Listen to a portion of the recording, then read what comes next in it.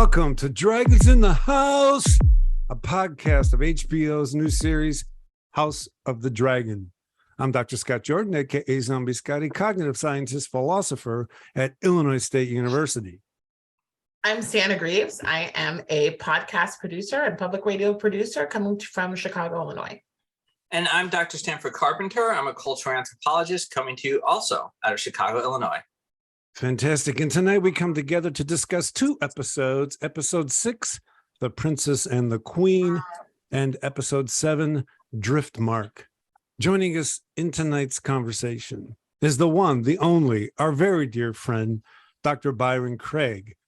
Byron, please introduce yourselves to the audience and tell them a little something about what you think about this show so far. Hi, everyone. I'm Dr. Byron Craig, and I'm a professor at Illinois State University in the School of Communication.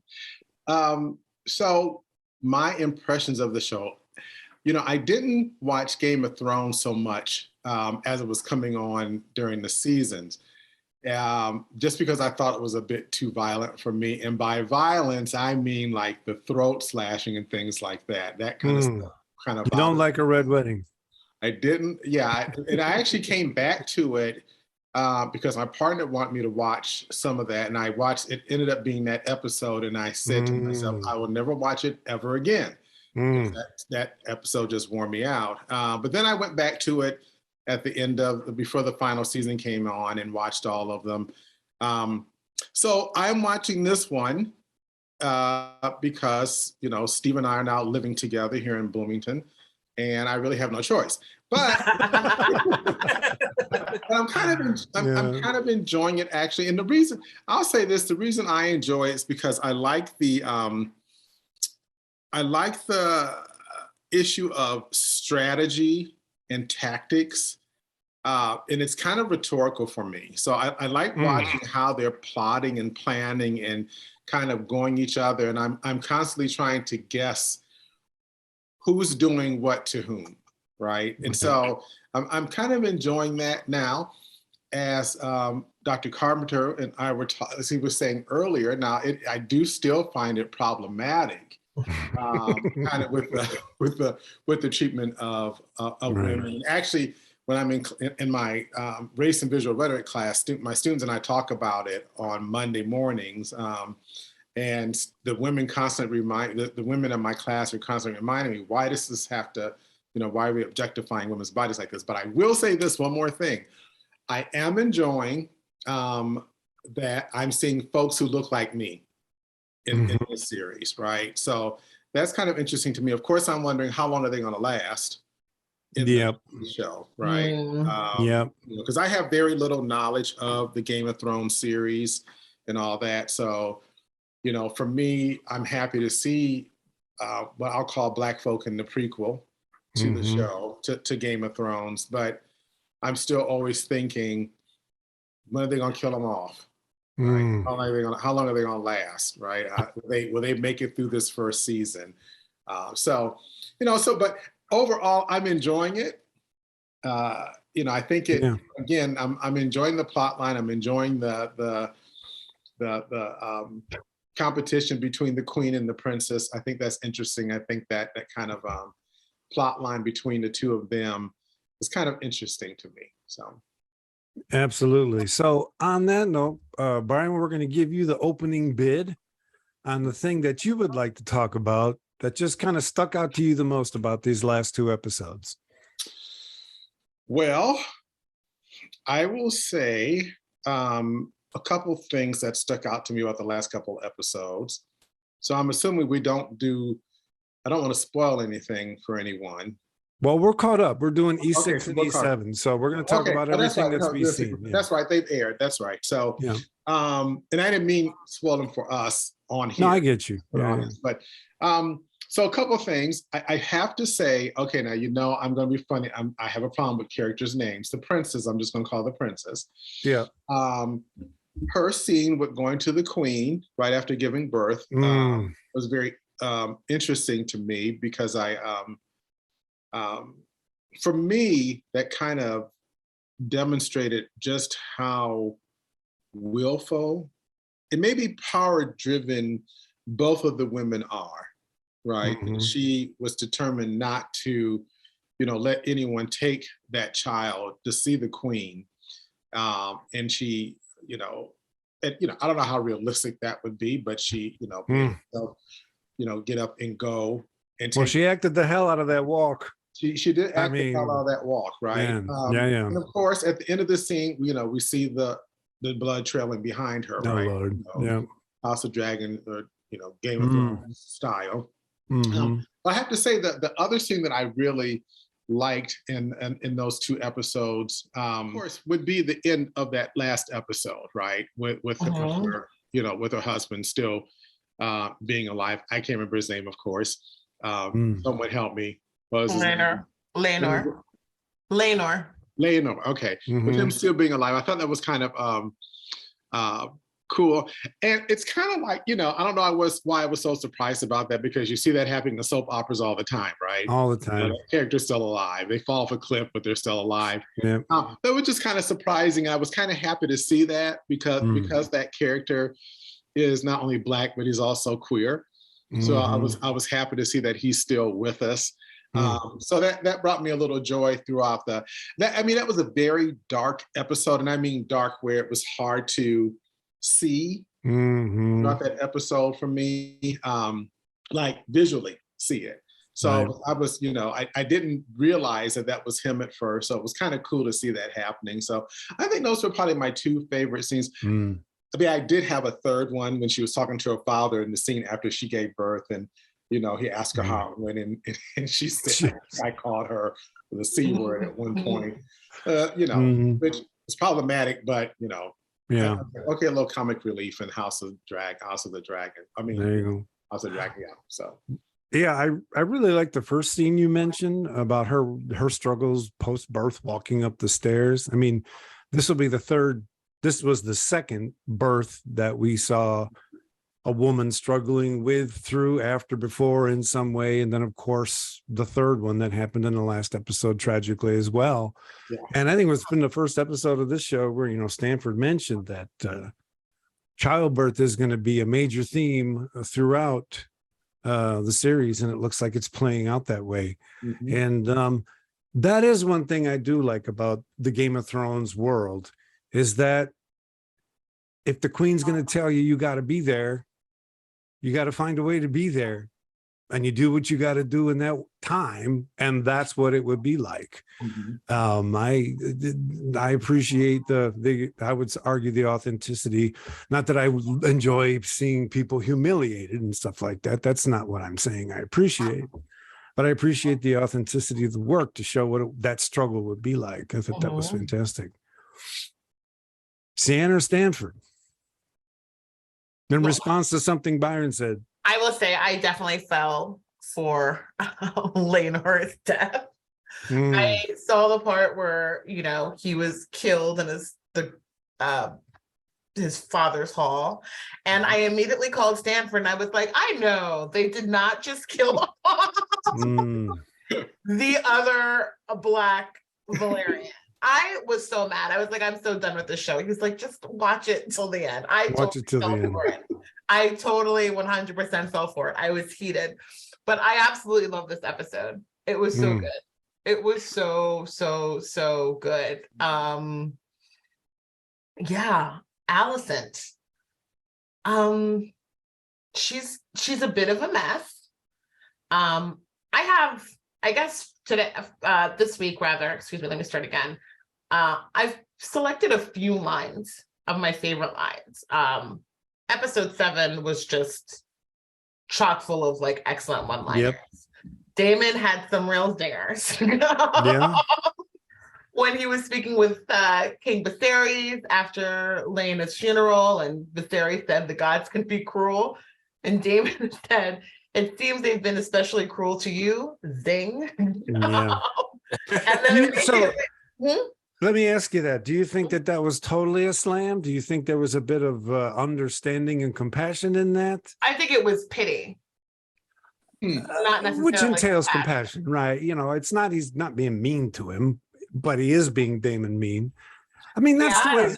I think he was being mean. Yeah. I didn't think it was pity. I thought it was petty. Oh, see, I Like didn't his wife experience is it. that, and he's like, it could be worse. I could be. Because we have seen Damon have moments of understanding, right? And Damon does love his family, even though he hates his, to him, incompetent brother who got the throne. I felt that was a moment of small scale brotherly love wrapped in a little bit of hate, you know. I think it's more complicated. I think Damon I actually think Damon does love his brother. Yeah. I think he loves his brother, but he hates his brother's incompetence. And I think that's Yes. kind of the ambivalence about Damon. It's that like, it's not that like, it's not like he sees the world in those terms, right? And then also he sees the world as, you know, as I've said in the past, I think, you know, he is the sin eater, right? He's the guy who has to get his hands dirty because nobody else is competent enough to do what they need to do. But yeah, I think you're right. Because I probably would have thought maybe 2 episodes ago that Damon was just power hungry. But if I think back, I think Damon would have been perfectly fine as the commander of the Gold Cloaks. And I think if he had felt his brother were a bit more of a decisive king, he would have followed him. It's just that he didn't. He sees him as a, you know, incompetent leader to that extent, and he does love him, and that's, I think, kind of the compassion that comes through in that line. But that's also that's the quality of the writing, right? It is the quality of the writing, but it's also just who Damon is. I mean, he's not the kind of brother who's going to say "I love you." Right. His jokiness has gotten him in trouble in the past. Yeah, people won't like this, but he's my favorite character. You know, the death of Viserys' son. Yep. That toast that he made is what got him kicked out of King's Landing in the first place. No, and he just doesn't seem to be able to really reel it in. No. So y'all talking about the king's brother, right? Yeah. Oh, nobody sees him as just a murderous? I don't. I mean, he's murderous. I mean, being murderous in this world is just like, I have a pulse. Yeah, it's just sort of part. It's a starting condition. It's an initial condition. Exactly. Okay. I like him because I think he's just this great murderer. I mean, well, what'd you say? You said no. No, I said, well, I think with him and Rhaenyra, totally hooking up now, I think we're in for the real game. I guess I guess for me, I can't get past the scene of him killing. I mean, can't get past it in a good way, of him killing his wife. Yeah. Because that was just, I hate to say this, but I got just so tickled with that scene. I was actually sitting there laughing. I was like, damn, this dude's just cold-blooded, right? Yeah. Oh, that's right. He did kill his wife. Yeah. I mean, oh no, he is power hungry. I take it back. I would say strategy hungry. I mean, he is doing the strategy thing that I love, right? Everything is so calculated with him. And this is why I'm so in love with this guy. I totally forgot. Yeah. Kind of cute too. But when she says, I knew you couldn't finish. Damn. Damn. Dude is cold, right? And so I'm just so drawn to him. And I like the fact that Damon seems to, I'm sorry, Stanford, he seems to learn from past mistakes. When things don't work out, he's able to pivot and strategize. He came in real sloppy and heavy in episode 5, was it, when he took Rhaenyra to the brothel? Yeah. He's definitely toned it down. He's being, a little bit more subtle. But so you don't think he did that on purpose, though? I think for me, it's like everything he does, I'm thinking. He did do it on purpose, but then he was like, why don't you just have her marry me? And it was like, no, bro. And during that funeral, all he did was watch. Yep. Right? And he's just watching what happened during the beginning of episode 7. Oh. Where they're all at Driftmark. He's basically just watching. He talks to his brother. He has a small, he's making dead eye with Rhaenyra the whole time. But I mean, he's kind of watching the thing, seeing what's happening. But he's also chuckling a little bit. You catch it when there was during the eulogy, there was a chuckle where the Valerian, because the Valerian brother is eulogizing her. Yeah. And he says, our blood is pure, our blood is this, and everybody's looking over at Rhaenyra. Damon looks over at Rhaenyra and laughs, right? I got the impression that's kind of what Damon was laughing about, but it was tactless for sure. And I got to admit, I was a little surprised he'd pull that stunt in the Valerian house, because I would think he'd see them as potential allies, but they wrote it the way they wrote it, and I may have misinterpreted it. I thought that was one thing I thought was kind of strange, is that, Damon literally went to war with Corlys. And I just would have thought that they would have had a little bit better rapport, because they went to war for years. They did. But there are some other really interesting, like, standout moments, or maybe even a stand-up moment when you're talking about Aegon standing at the window and masturbating onto the people. Yeah. I gotta say, that moment was precious to me. Yeah. I was like looking at that, and I'm thinking, like how do they manage to put like that moment in there? Right. And like still have it lead into something that I thought like one of the moments was really significant in terms of understanding where the source of all these conflicts, right? Right. It's like first they take us into like this like wow, like I can't think of a bigger horror than like somebody doing something like that and then having their mom walk in, right? Yeah. And then it's like right. And then it's like, oh, now we're just going to have a conversation about the way the game works. Right? But all jokes aside, Alicent, that was the moment where Alicent really comes through in establishing why all of this matters and why she's doing what she's doing. And where she talks about where she tells Aegon, it's like, look, you think it's all fun and games, obviously by what he was doing, but this all ends when Rhaenyra becomes queen and she sees you as a threat to the throne. Yeah. and it's done, right? Yeah. And I thought I thought that was actually a moment of really interesting writing to me. Mm-hmm. And I also think her walking in on what she walked in on and like going right past it to that actually served a really interesting narrative purpose, because it just showed how in some ways rightfully obsessed she is with that, right? She's like, I don't care what you're doing, right? I don't care what you are doing. You need to remember, even while you're doing that, right? That even while you're doing that, it's gone if you're not paying attention to this game. And I thought that was actually one of my standout moments for the show. Yeah. Now I want to follow up on that, Steph, because I think that was a really good scene, and I think it told us a lot about both of those characters, because it's clear that Aemond is the son of hers that's going to make a real difference, right? He's got Vhagar now. He's got this. By the way, he's a second son, right? Which has been a constant theme throughout the entire series. So I think they're writing Aegon, and I didn't read the book, but the first son is kind of a joker. He's been playing that out the whole time. And the second son is dead serious. And I think that scene told us a lot about, like you said, it told us a lot about Alicent, and it also told us a lot about him. And that was really well written. Yeah, Game of Thrones seems to favor second sons.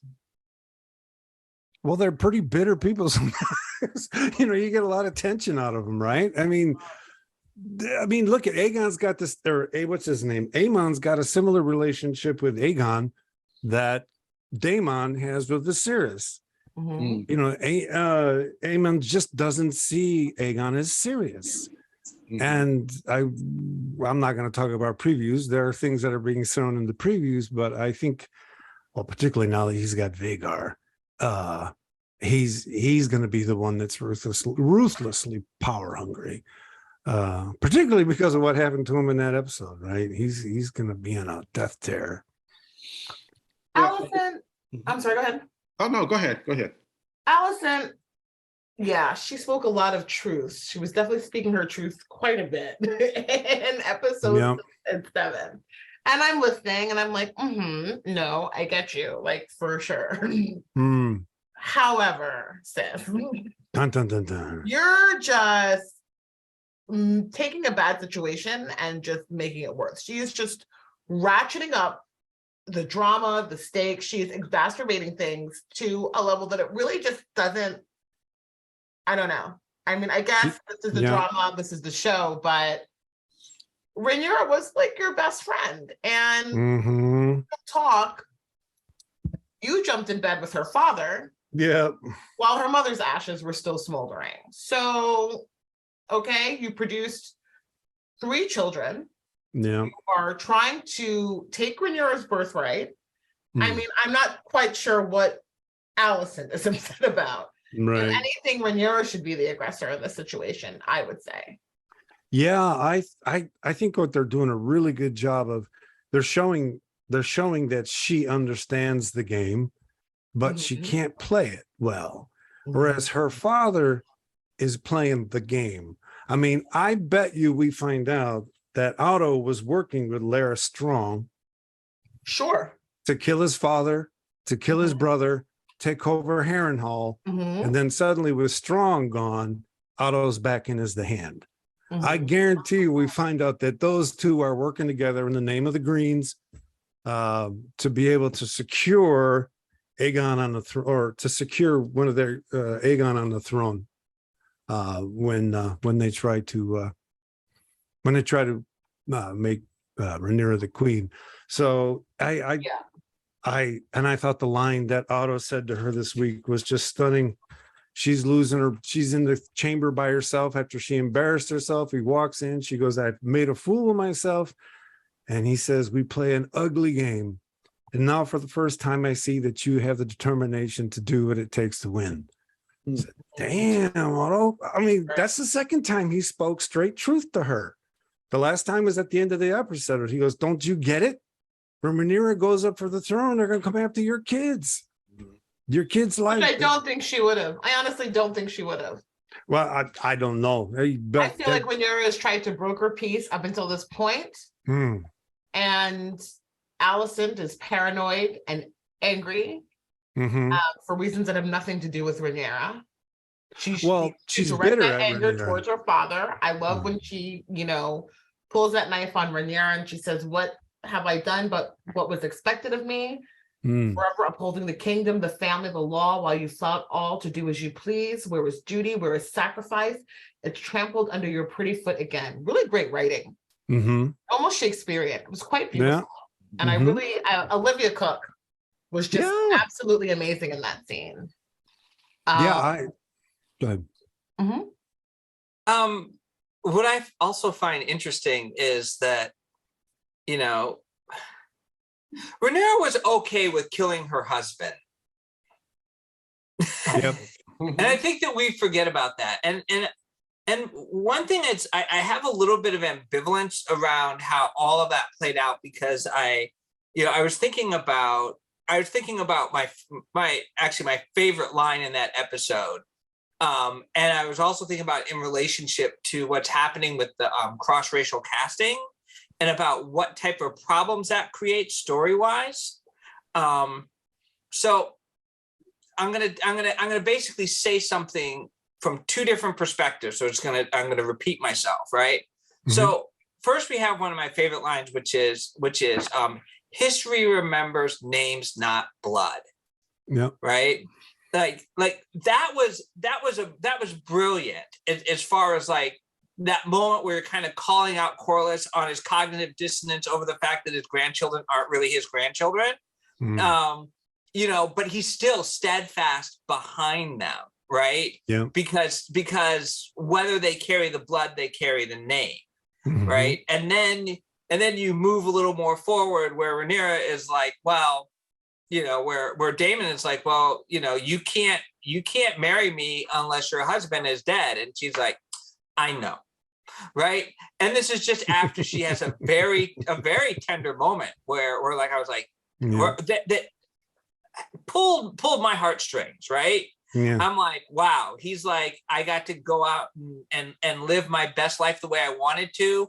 It's not working out. And I'm going to come back and I'm going to make this work. And she's like, she's talking about how much she appreciates him for his nobility, all of that stuff. And then the next scene, she's like, yeah, he got to die.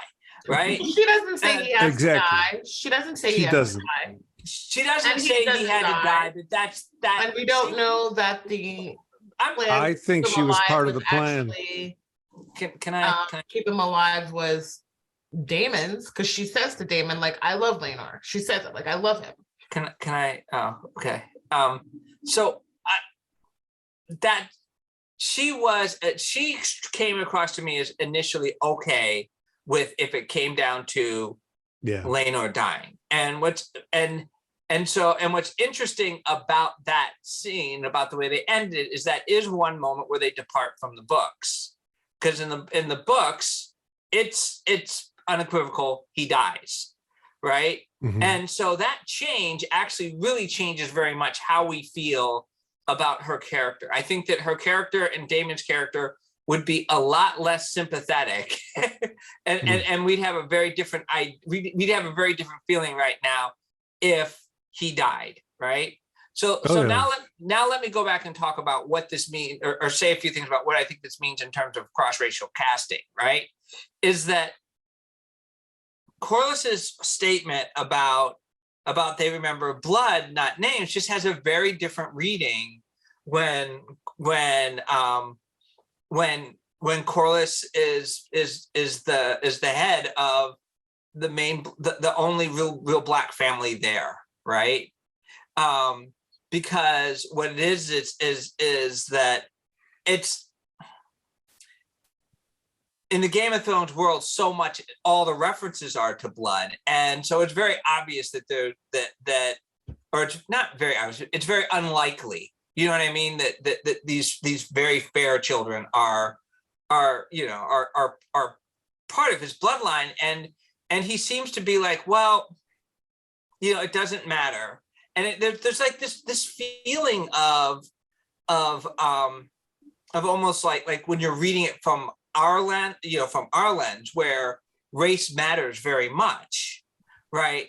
That line also has a real double meaning in terms of talking about erasure, right?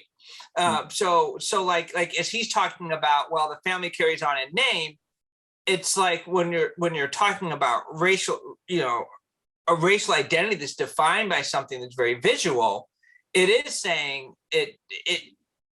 it's not the best reading, right?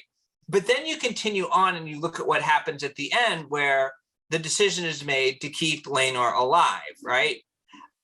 Part of me honestly believes that or feels kind of like they did that because that was a moment where they realized all the different reads, right? Where that was like a bridge too far. So you're gonna kill Laenor, who is black and queer, right? And you're gonna risk two elements of the fandom. The fandom that's like, gosh, there's no, we went through the trouble of doing all of this racial casting, and now we're gonna get rid of all of them. We're just gonna wipe them all out, right? And then also the whole bury your gaze issue, the phrase bury your gaze, right? All wrapped up in that moment. So I felt like the decision was made in part response to the racialized casting. I wonder if the character, if Laenor had been if Laenor had been a white character, if they might not have gone with the other ending. Now, I'm not trying to say that it's like right or wrong, but I think that these two scenes just point out that that it's not always as simple as just, you can slot in a character of a different race or a different ethnic group, because the reality is that we do read race. and we do read. We read racial difference. We read queerness differently. Mm-hmm. And even if this is happening in some land far, far away where everything is different, we still gotta like accommodate those differences in perspectives in terms of how the audience is going to read things. Sorry for rambling. No, I think you're making a very good point, and I suspect when they were in the writer's room, I guarantee the people in the writer's room were very familiar with the books. What parts of this story are we going to tell? Who are we going to cast to tell it? That as they started making some decisions, they also made other decisions about how the story would play out. I think what you're saying makes perfect sense. Because yeah, no, I agree with everything that you said there. I do too, but I still think they're going to kill him at some point. So Lenore, is it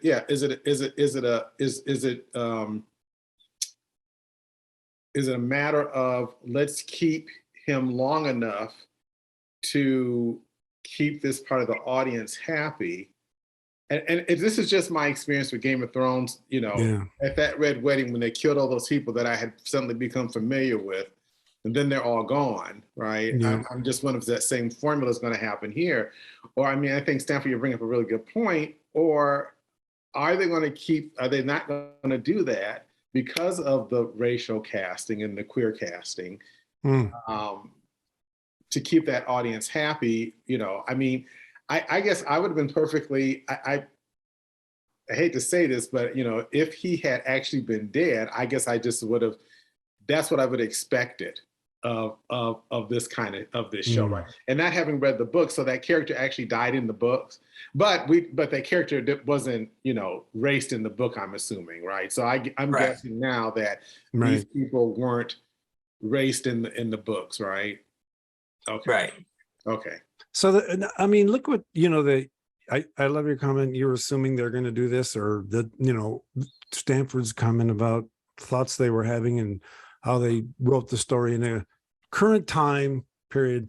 Look what they did to Dany at the end of Game of Thrones, right? I mean, they were building up a different story about women in power, and it collapsed into a simple narrative that women can't handle power. I mean, to the point where he felt he had to kill her. I mean, so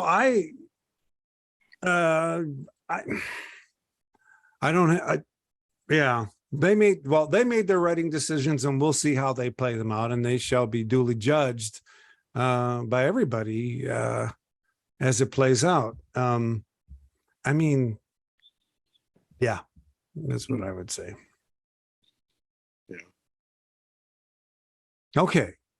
Any other comments you guys want to make about episode 6 or 7? I was just sitting here thinking about Alicent, and I really, I'm really going fond of her character because I love the cattiness that she has, right? So, for instance, when she's talking to Sir Lanier, and she just kind of says to him, whispers to him, what did she say? Keep trying, or oh Lord, keep trying. One of them will look like you. Yeah, keep trying. One of them will look like you, right? I love her character, right? I love that character because she just says these little things, and watching her develop from her and the princess being really good friends, to seeing how she really strategizes against her as they get older. But yeah, I love her character. I mean, I think since that first episode when they were at the what's it called, the jousting thing or whatever, the tournament, the tournament. It was just something about her as a young girl that was just kind of appealing to me. The way she was interacting with Rhaenyra.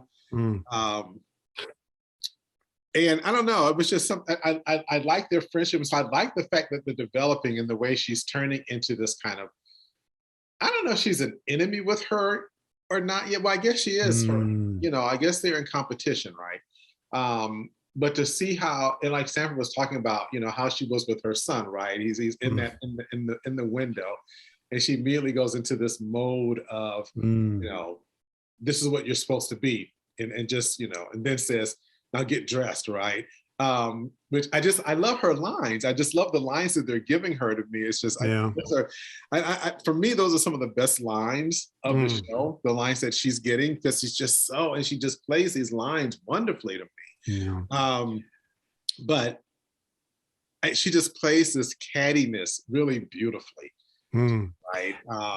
But at the same time, watching the mistakes that she makes, the missteps, right?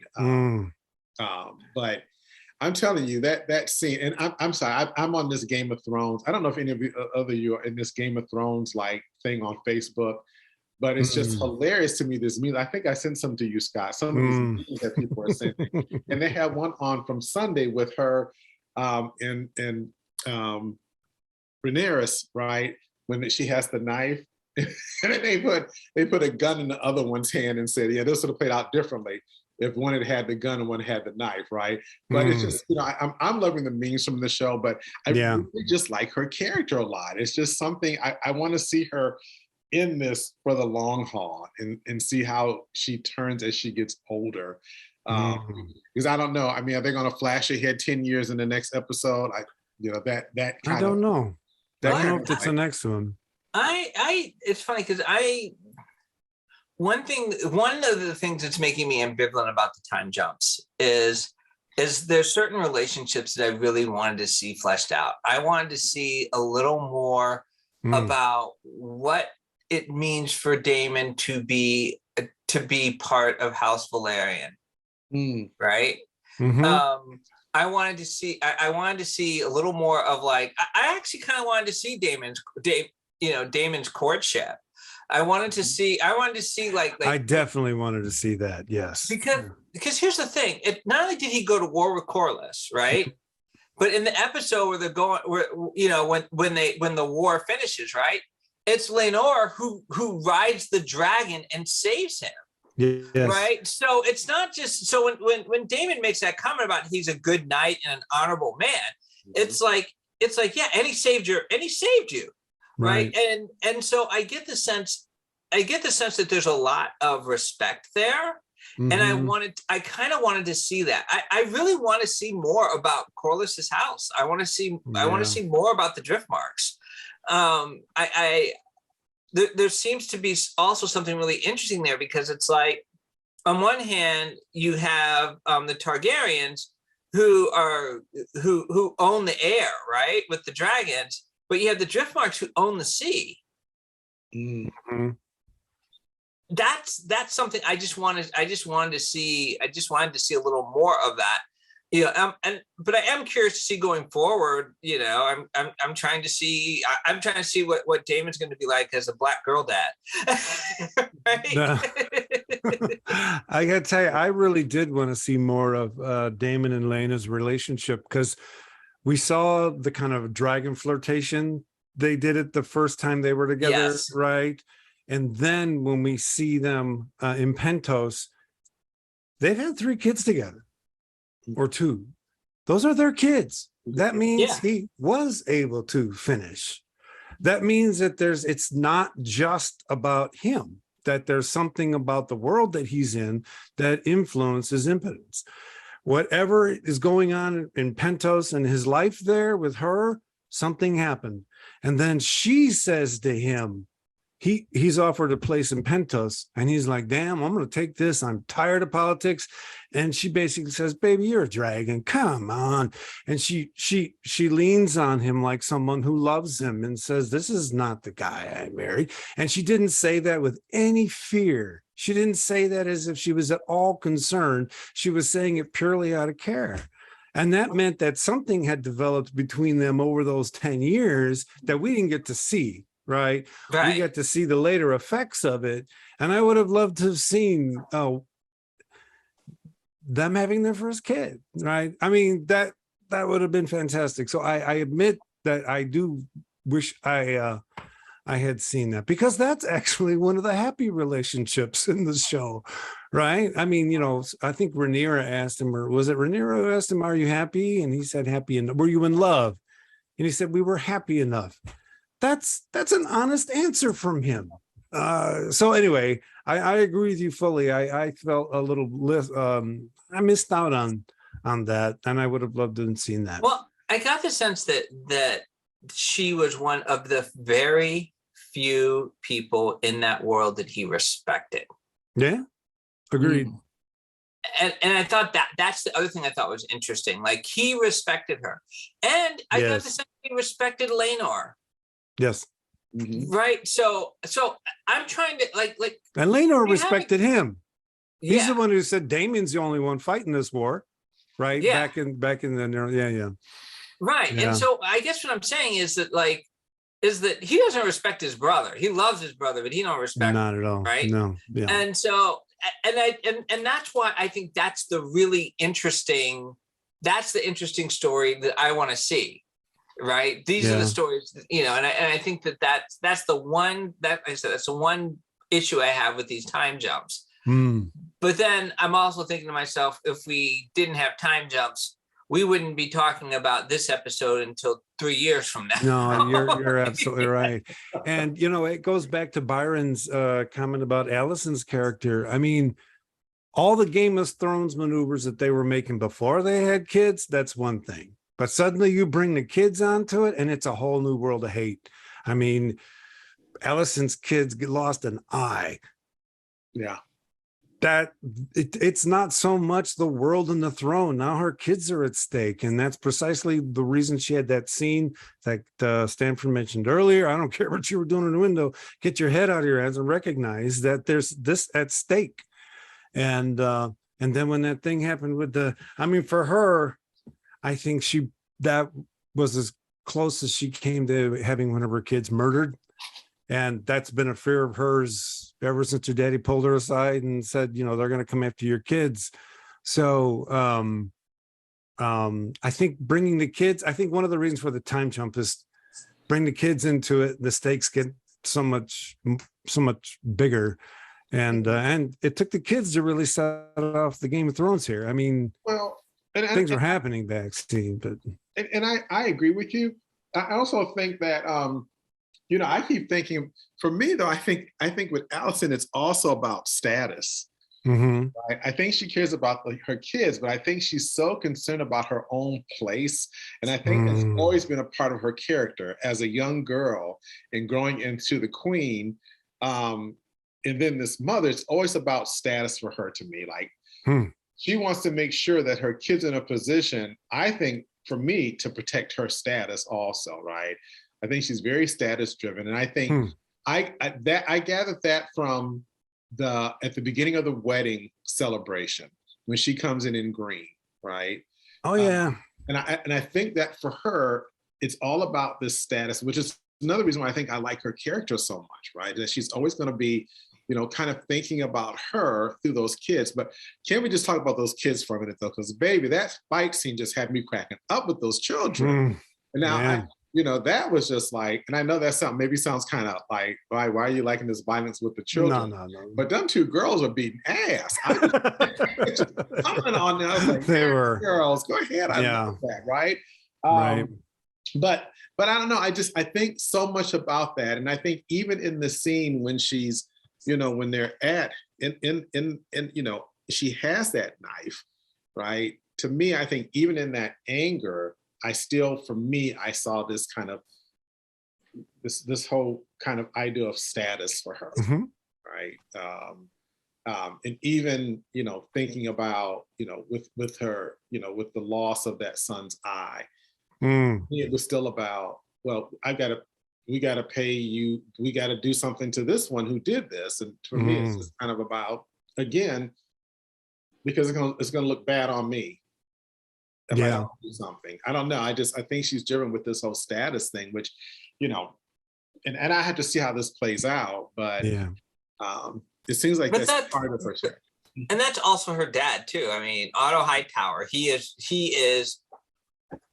pimped out his daughter so that he could be closer to the throne, and he was the hand. Yeah. Like, that's.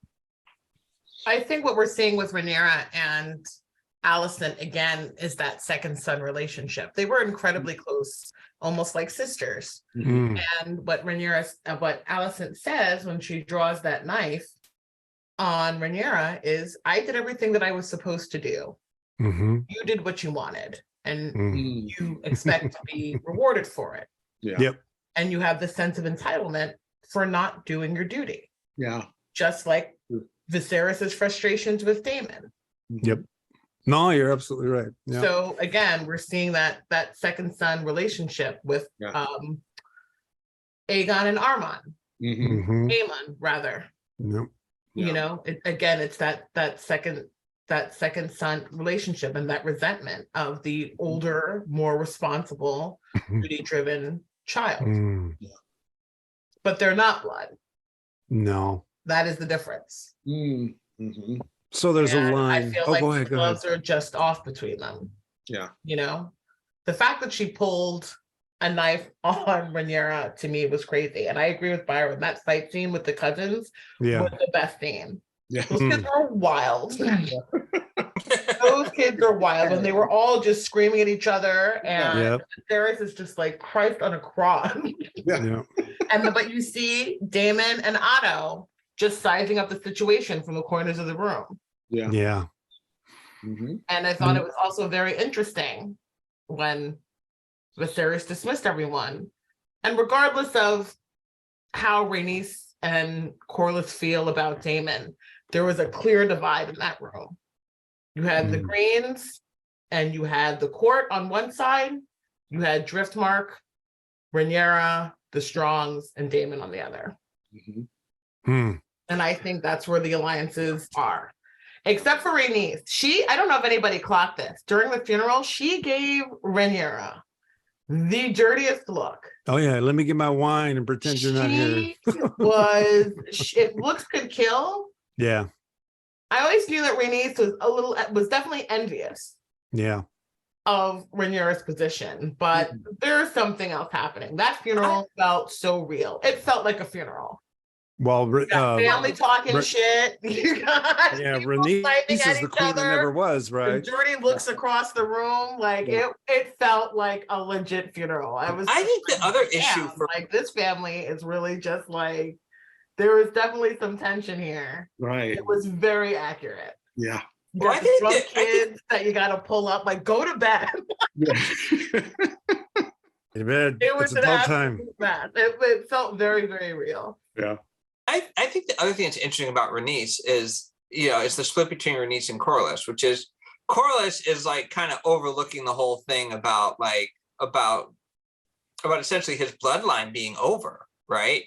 Mhm. Whereas Rhaenys is like, we don't need to be loyal to her because she didn't bear any of our children. Mm-hmm. Right. So Yep, that's exactly what she said. Yeah, and I actually wonder what that portends. Like even though we see those two sides now, I'm wondering if she's not going to switch sides. Well, that was before they killed their son. Yeah, exactly. And we saw her grieving her son. Yeah. Plus the fact that she's the queen that never was, and if that look she gave Rhaenyra was like, damn, are you kidding me? If I'd have been queen, I would have never behaved this way. I mean, it was just so ruthlessly judgmental. You have botched this gig, Rhaenyra. This is not how it's supposed to be played out. And kind of reflecting exactly what Allison said to her, right? You just flaunt your privilege, and there's duty to be had here. And I got a similar vibe by the way Rhaenys was grabbing her wine and walking away. She was heavily judging her. And she seemed to, I'm just thinking back from the first episode, she seemed to really be engaged with her, or, and maybe I'm thinking wrong, but it seems like she really wanted to help her. Yeah. At the beginning, right? At the beginning, yeah. She did offer her counsel. She did. Yeah, and then Rhaenyra was a bit rude in that conversation. She's very headstrong. She's a teenager and just very, I got this. So there's a line. I think the episode may have ended with the line, and that's when Otto's saying to Alicent, after he praises her for her outburst, because she finally is demonstrating she has the nerve. he says to her something like that, "Wily kid, Adon, what people don't recognize is he was absolutely right. An eye for a dragon, a dragon for 1,000 The eyes." best. Yeah, there were so many good Damn. lines. So Because- many good lines. He said, "Do not mourn me, mother." Oh Lord. While he's looking dead on. Yeah. He's looking dead on at who's going down, right? I mean, he said, just "Do laid not down mourn a me, mother. marker. It was a fair exchange." And it kind of was. I'd give an eye for a Yeah. dragon. I would do it. Yeah. That was he's gonna be the wicked one. And when he rode the dragon, immediately after he got off that dragon, he was a badass. Jerk of a badass, but he was just in himself completely. And the minute he's in the air, it's like, because in this show, the dragons are like the nuclear weapon, right? They're the thing that really keeps people at bay. Yeah. And it's like, wait a minute, that used to belong to the other side. Now it belongs to this side. This is a real power switch. Well, And, dragons die. Just like well, everything else. They do. Absolutely. I'd rather have them than not have them. I'm surprised Rhaenyra didn't just take a hit out on that little punk. She will. I don't think he's long for Well, this world. I think we're about to see a whole new yeah. Rhaenyra, and I cannot wait. As you all know, I am quite fond of Emma Darcy. I think they are amazing. Yeah. And I think this unholy alliance of Rhaenyra and Daemon is going to be, I don't think Allison is ready. I got to tell you what, I agree. And it's Allison who's not the main player for Team Green. The main players for Team Green are the Strongs, the people of the Riverlands, and Otto.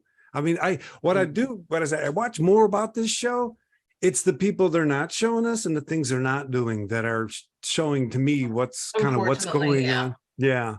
They're showing us Rhaenyra and they're showing us Allison and they're showing all that family, but little things tell you what's going on, give hints at what's going on behind the scenes. We do know that Westerosis do consider Targaryens outsiders. Oh yeah, absolutely.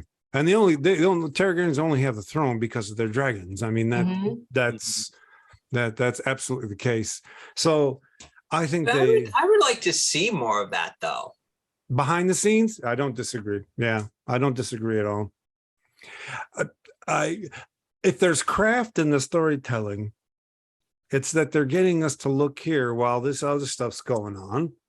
And we're picking up on it little by little, and then pieces might start falling in faster that we then say, oh yeah, that's what that meant. Oh yeah, that's my guess. I have no clue how they're going to end the series because I haven't read the books. I don't know what they're trying to finish it off with, but I mean, I keep seeing all these new series announcements coming out. I mean, so they probably could have done one season with all actors of the same age and then moved on from there. I would have loved that because these kids are amazing. Yeah, that was such a great fantastic. scene. Yeah, it was awesome. So wait, this is not ending this season, right? No, this released probably this not. season, right? Okay. Yeah, there are more seasons to come. Yeah. Well, I really want to see what's going to happen with these kids, but I think they're going to spend some time bringing in these other outside stories. yeah. That's what I'm thinking is going to happen. But I just want to make sure they keep up with those kids because I think those kids are going to just drive this. I think this is going to be about these kids next season. Well, yeah. I don't know. I guess the kids will survive. I don't know. They kill people so much in these shows, but I want to see these kids continue on. I'm really interested because I'm sorry, I hate to go back to this again, but that fight scene was just earthing for me. That just gave me life. I sat up to watch that. They were fighting. I mean, they were like going at it. When he punched his girl cousins in the face, I was like, yes. what? Yes. Punch the girl. And that's why I think that I think there's going to be something, they're going to have to develop those kids, right? I mean, Oh yeah. And I guess that happens. And I haven't read the book, but I'm just looking forward to see how these kids grow up and what they're going to do and how they're going to start competing for these positions. So right? look, I was looking at episode titles on a few weeks ago, and I could have swore I saw that the title of episode 10 is The Black King. No. I'm just talking about titles. I'm not giving you spoilers. I'm saying the title was The Black King. Now, I'm looking at it now and I can't find it anymore. So maybe I'm wrong. And I don't know what they would pretend, right? I don't know what it means, but You were just dreaming that it was, you're hoping there's going to be a Black King. well, what I'm saying is they're doing the same thing Stanford Beyonce said gonna they do were the song doing. for What's that? I said Beyonce going to do the song for that episode. There you go. There you go.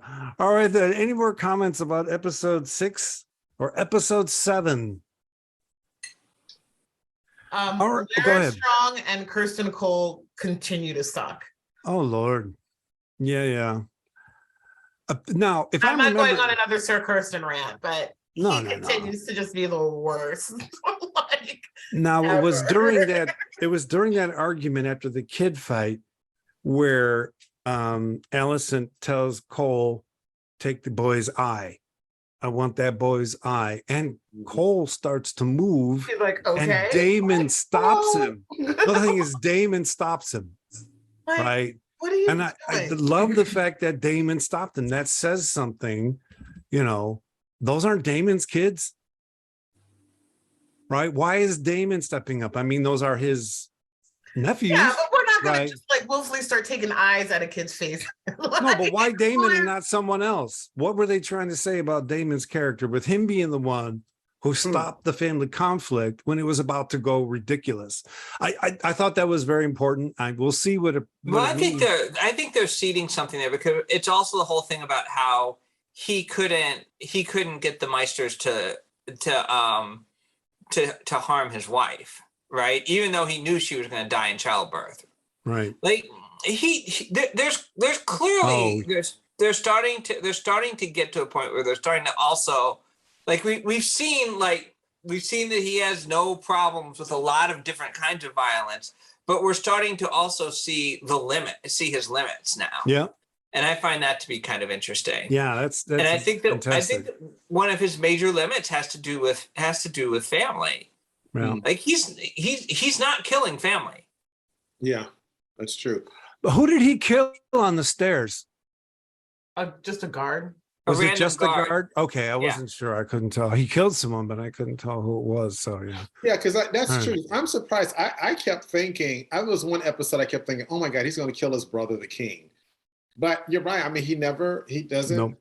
he will never have family, except for his wife, but she's not really family. Yeah. Never consummated their marriage or anything. So, but He didn't have much good to say about her. no, he didn't. No.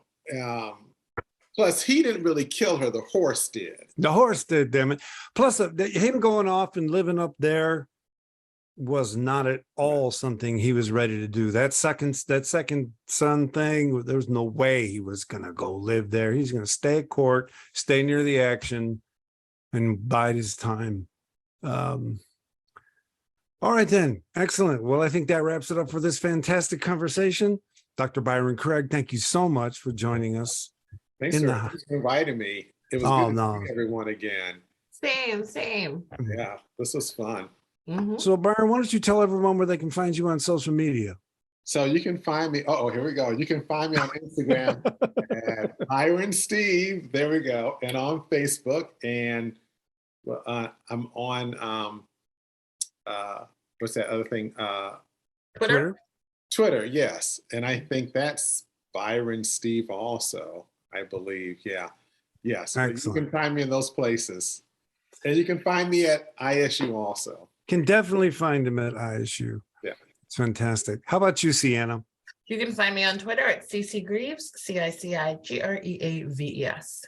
Fantastic. How about you, Stanford? You can find me on Facebook, Twitter, Clubhouse, and TikTok at SW Carpenter. Excellent. And you can find all episodes of Dragons in the House on YouTube at Dark Loops Productions. We're also sending out podcasts now, so you can find them anywhere you find podcasts. So there it is. From all of us to all of you, big hugs. And remember, all men must die. Bye-bye.